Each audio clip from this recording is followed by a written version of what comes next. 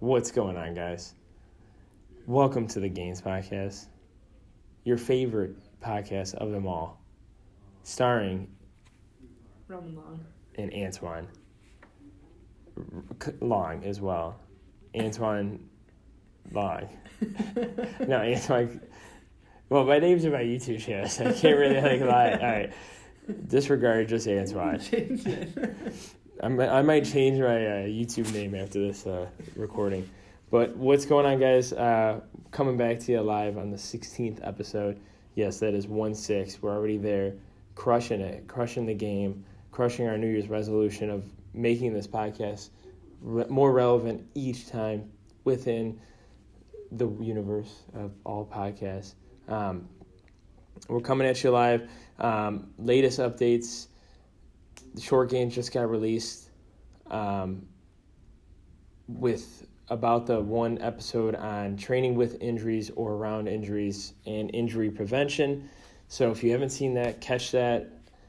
If you always want to see the full episode, just go to the YouTube channel. Also, we're probably posting more clips on the Instagram account, so we appreciate you if you followed the Instagram account, but I know you other people listening, you guys are slacking. You haven't watched, or you haven't followed the Instagram account yet, but it's okay.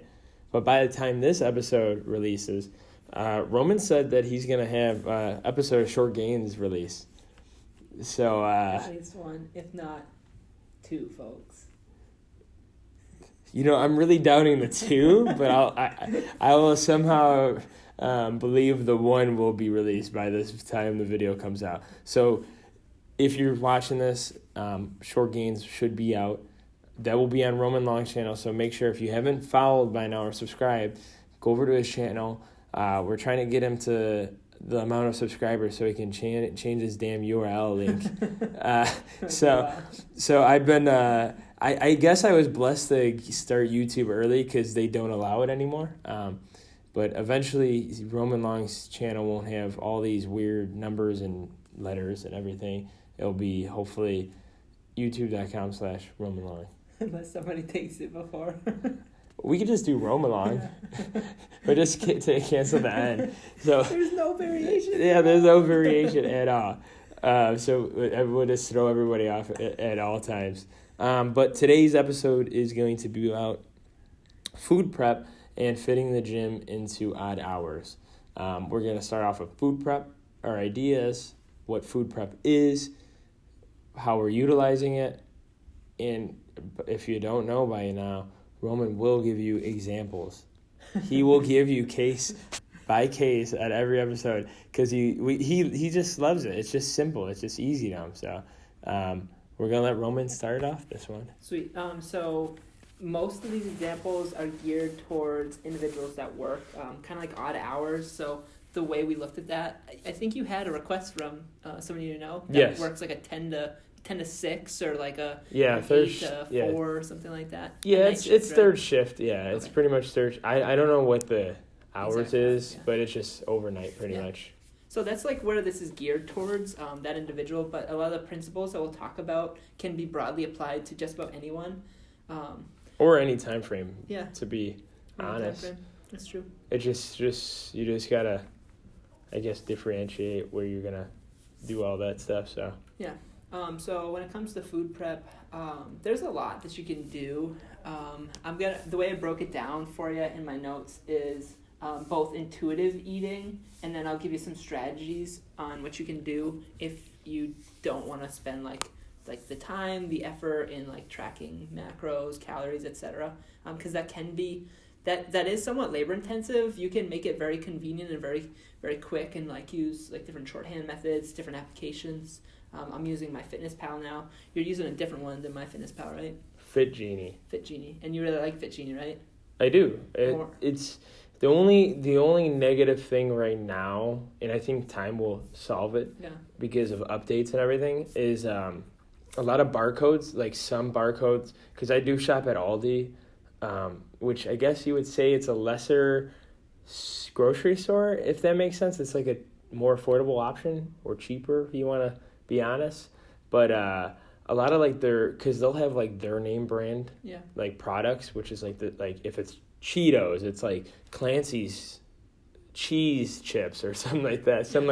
But a lot of barcodes are not really recognized right now, and I think that's a good thing about MyFitnessPal is like their food journal and diary is so broad.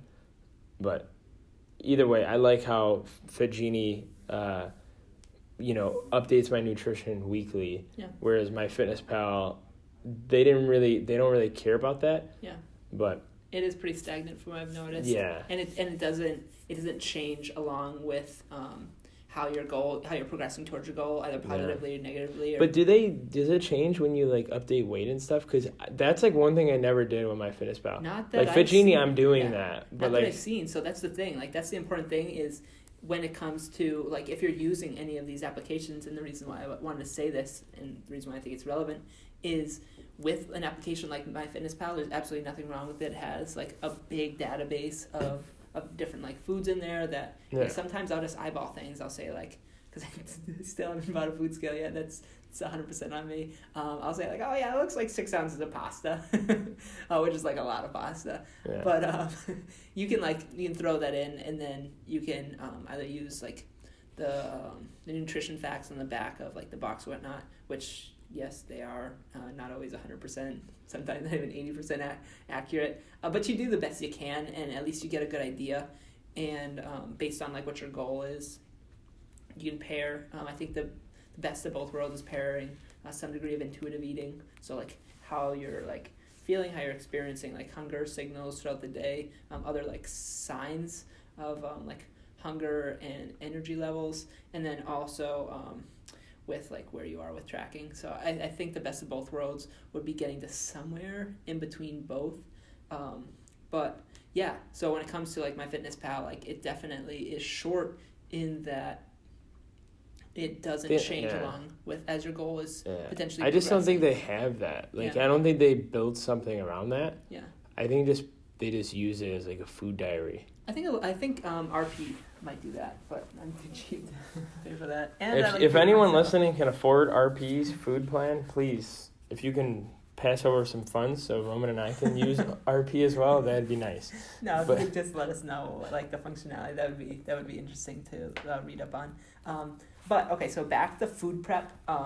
So I always come to this from like a constrained budget perspective. So I'll take it from the intuitive eating standpoint. So there's a couple of examples because there's an infinite amount of examples that you could come up with. But let's see here. I have 2 different types of people that I want to differentiate. One is somebody that's easy to overeat, and you find that you gain weight very, very easily. So you want to gain weight or lose weight at like a certain, more steady pace. And the second person I want to differentiate is somebody that's easy to undereat. This is going to be for intuitive eating. When it comes to tracking, I'd say refer back to, I think it was episode 6, but it's the one on nutrition and macros. Yeah. And then any questions you have, always feel free to just leave them in the comment section. It is episode 6, yep. Sweet. So I was going to note that. Good job. Yeah, heck yeah. So for the easy to overeat person, the strategies I wanted to mention are fasting might be like a really viable option for you. And the reason why that's the case, there's nothing magical about fasting, but because it's shortening the window that you can eat, some people report feeling less like hunger pains, and also are able to manage their like calorie intake or their food intake by shortening or restricting their feeding window. Is that the overeater or undereater? This is for the overeater. Okay, I didn't know if you pointed that out, but I just want to make sure if anyone's listening. Yeah. For the so the reason behind that is by shortening your window, let's say from like 18, 16 hours a day to let's say 8 hours, 6 hours, 4 hours, whatever best works for you, you're now able to quite literally shorten that window and reduce the amount of time that you have to overeat. So time's going to be huge. Time is going to be a huge factor that saves you when it comes to like way over consuming calories. So I would consider myself in the latter. I've always been somebody that struggles to get enough calories in. So this wouldn't apply to me as much, but I would say that it doesn't really matter how many meals you end up getting in, but I think that meals should be mostly focused around your workout. So you don't have to have a crazy large meal before you work out. And especially if, let's say, you work 10 p.m. to 6 a.m. and then you go right to bed afterwards once you get out of work. I mean, that's probably exactly what I would do. I'd be exhausted. Some people will report that they feel like kind of nauseous when they first wake up. I hear that more and more. Like the more I talk to like different individuals about like eating strategies, nutrition, etc. There's probably a lot of different reasons for that. Different medications can cause that. But if that is something that you experience, getting a big meal in before you work out might not be like something that you can do. And let's say you want to work out within like the first 2 hours that you wake up, just because you have to be back to work at 10. So you might sleep from, let's say, 7 to 3. So that's your 8 hours of sleep. As I say, I wonder if like there's like to bring up on your like nauseous part, if there's anything to do with like eating while like the sun's up or the sun's down. Like, how is there effects on the body? I just thought about that right now. Maybe. I just didn't even realize that. Possible. Yeah.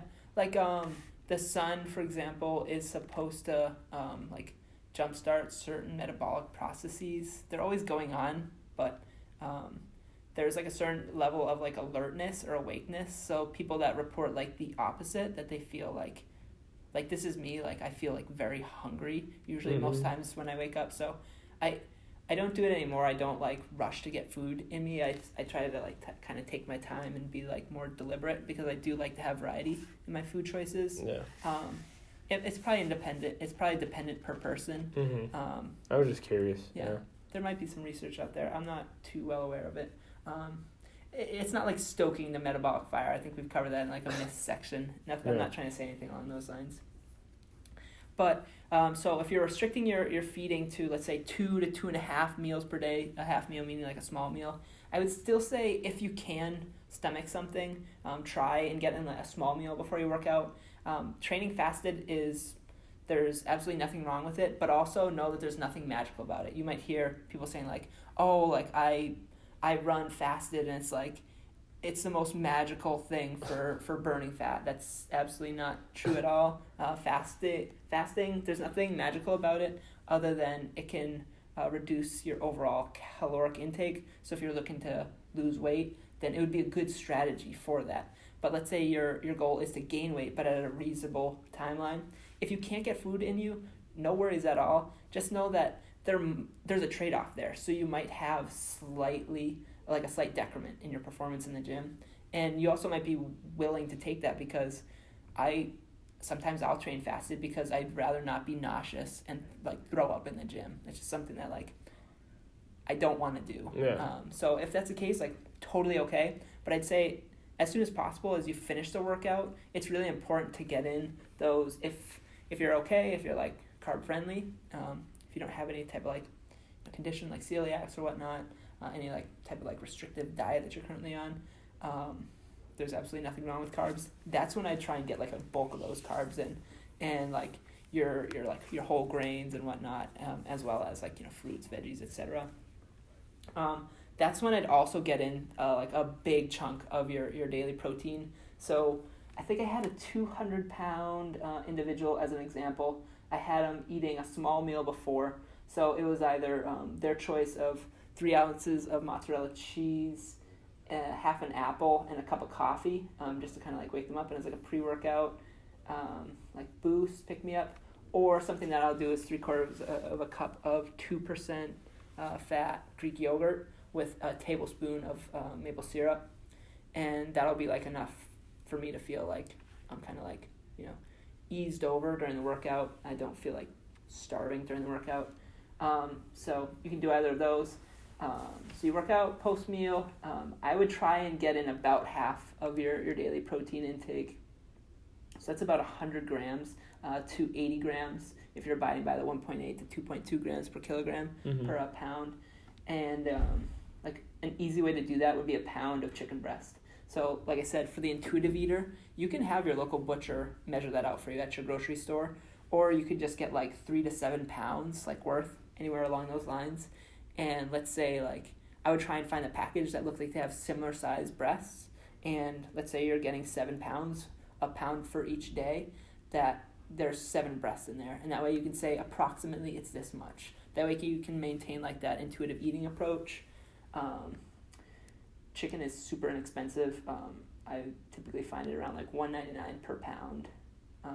So I would traditionally pair it with a carb source or 2, rice and veg, or potato and veg. And then if you're friendly to dairy, that might be a great extra way to get in liquid calories and liquid protein, since you're going to be taking it a lot. The last note I want to make, because I've been talking a lot. No, you're fine. Don't even worry about it. Is, let's see, during your shift, I would recommend some type of like a mid-shift workout. Sorry, that would be so nice, right? Mid-shift meal. Just because I found that, like, I don't know about you, but for me, like, I very much look forward to like my lunch or like my feeding times at work, because it kind of like breaks up the work day and it allows me to like recenter, refocus. I kind of take my mind off of work for a little bit and then jump back in. And I think like a lot of productivity research might show the same thing too. So as long as like your employer allows it, if you can take like somewhere in between like the mid shift, like after the first 2 hours and before the last 2 hours, somewhere in there, that might be optimal for like helping you like refocus, recenter your attention towards like work. And also you probably be hungry at that point too if you're working 10 to 6, because your post-workout meal would probably be around 7 p.m. at night.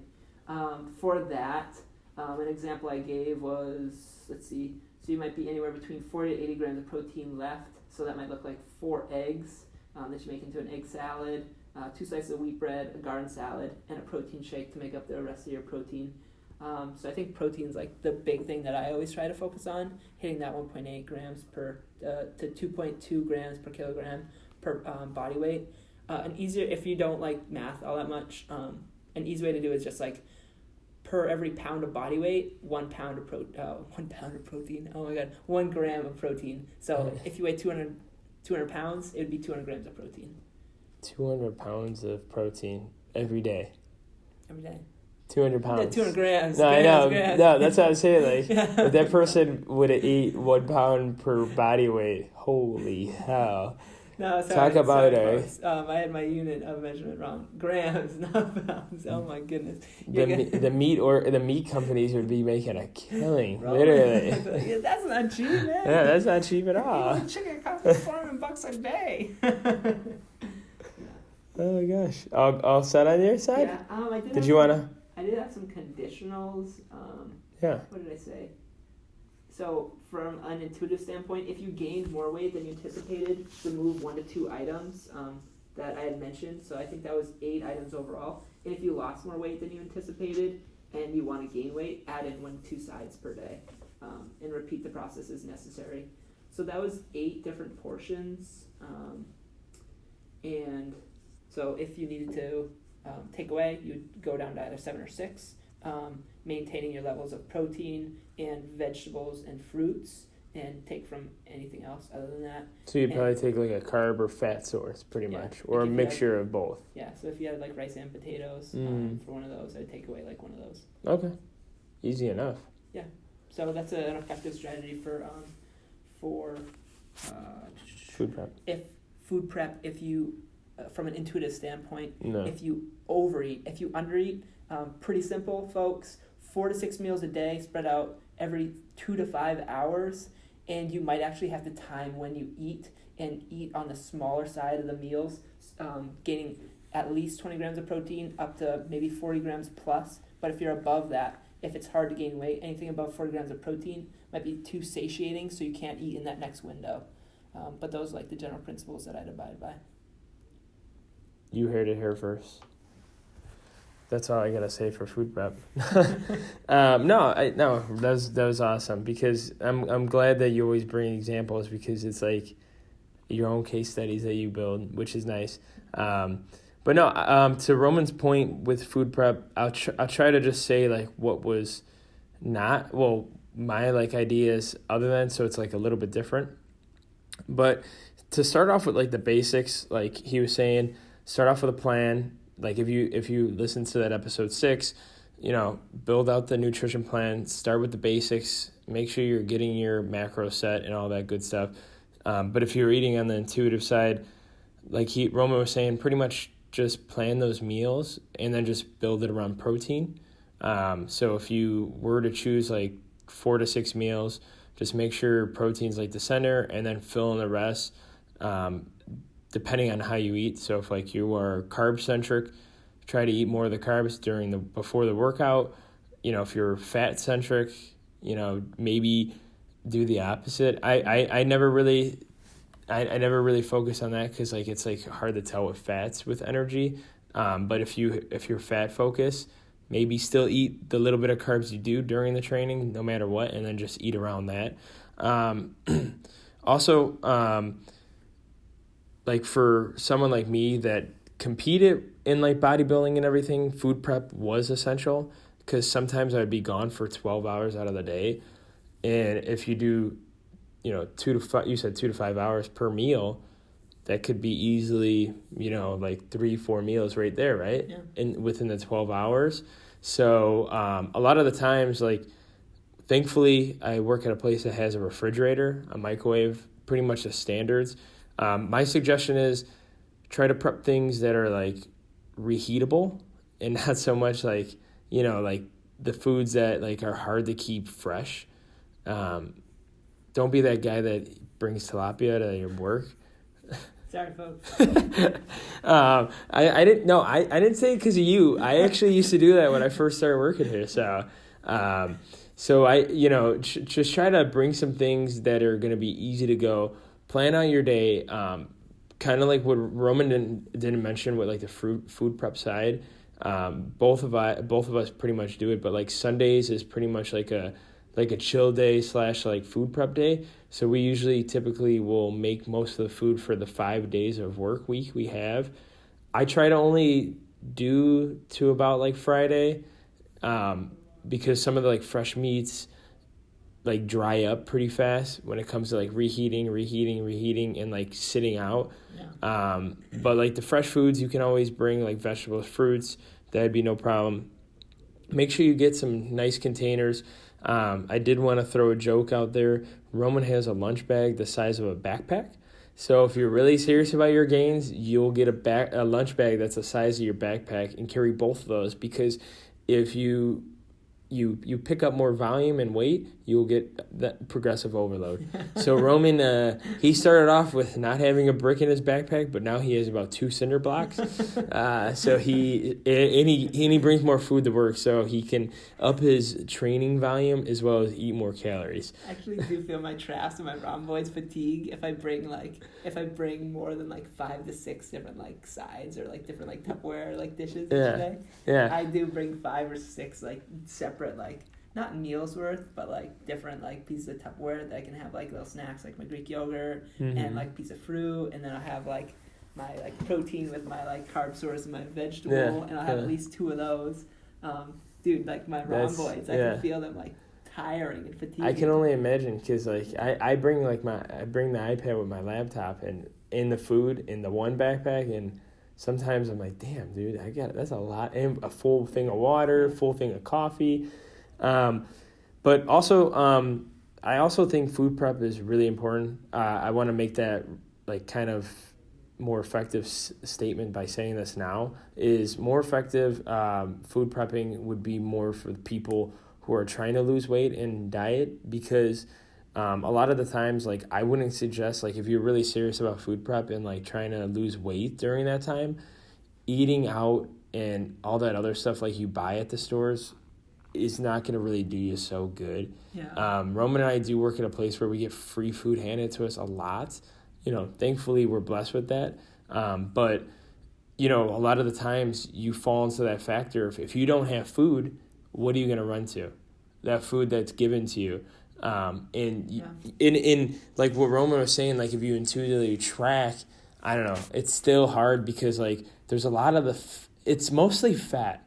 Like that's like the one thing about tracking and eating out that I've had a hard time with, but I don't really have a hard time because like I'm not so serious about like losing weight right now. I'm still trying to gain weight, but like the fat grams will literally sneak up on you. Yeah. Like I've recorded, like we had Popeye Saturdays night. Like we went to my buddy's house and I recorded all the food, but a lot of the shit must have snuck in there. Yeah. Because, like, I was, like, over 2 pounds for the day.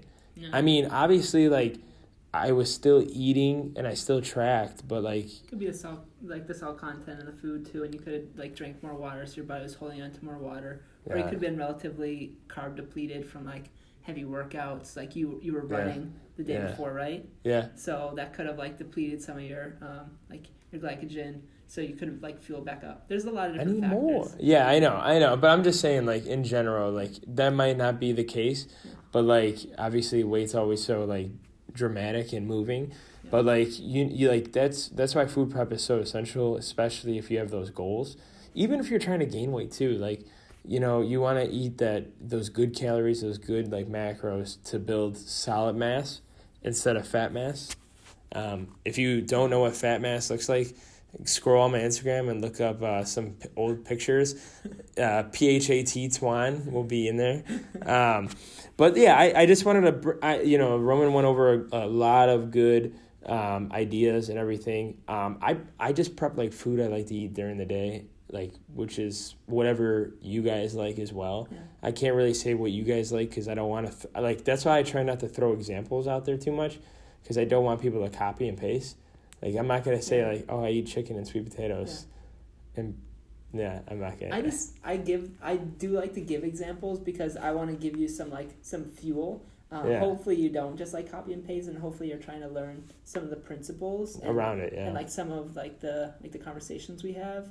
Because there's so many ways to do it. Like, I think a helpful podcast we could do, which might take some time to, like, do more research on it, but I do know that a lot of people are interested today in, like, vegetarian and vegan options and, like, trying it out. Maybe it won't be, like, a lifestyle for you, but maybe you just want to try it out, but you also don't want to lose your gains. And, like, that's something that's, like, if that's something that you're afraid of, let us know in the comments, and that could be something that we, like, prioritize to make sure that we research and we give you, like, really good, solid information on how you could build that out. Because we want to give you the tools, not give you just, like, the fish and say, like, all right, well, enjoy the meal. We want definitely you to put the work in and to learn about it. But last but not least, we did say we wanted to bring up how to fit in the gym in odd hours of your workday. And don't take that example of, like, the third shift to be the only time, like, those are odd hours. Some people are on call. Some people, can just work out whenever they can because, like, they're doctors, they're firefighters, policemen. Sure. So, typically we're, Roman and I are 9 to 5. So, hey, if what's going to work for Roman and I, sometimes Roman's able to work out before the shift. Sometimes you work out after. Yeah. Me, typically, I work out after the shift whenever I can, 5 days a week. Yeah. Someone that's third shift, Roman mentioned earlier, if you wake up around 2 or 3 p.m. and you have to be at work at 10, then fine. Maybe have that first meal and work out. If you feel more comfortable than after the shift, then by all means. Yeah.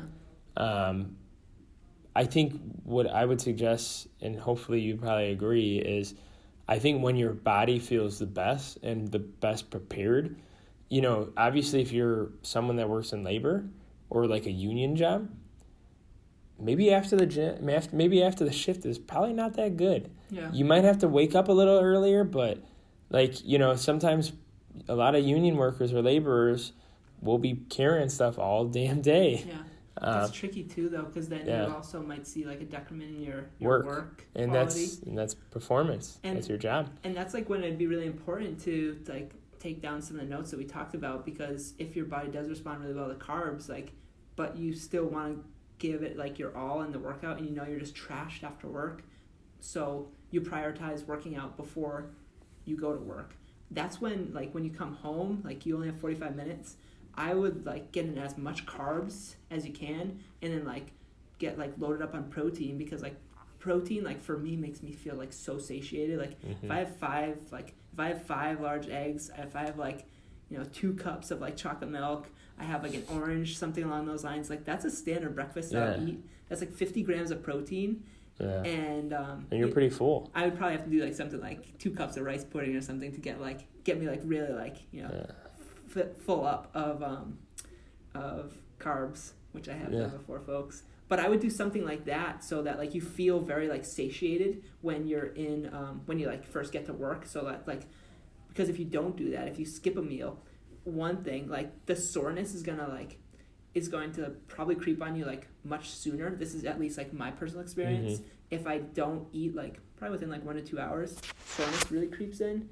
And then 2, like you might have like a severe decrement in like your ability to work, like actually like work, like move things, be cognitive, like, be physical. Exactly. If you don't get in like the fuel you need. So if you like carbs, that's when I like try and get as many carbs in within that 1 hour, 2 hour window before you have to go to work. And then, you know, a lot of protein. That's a strategy I would use.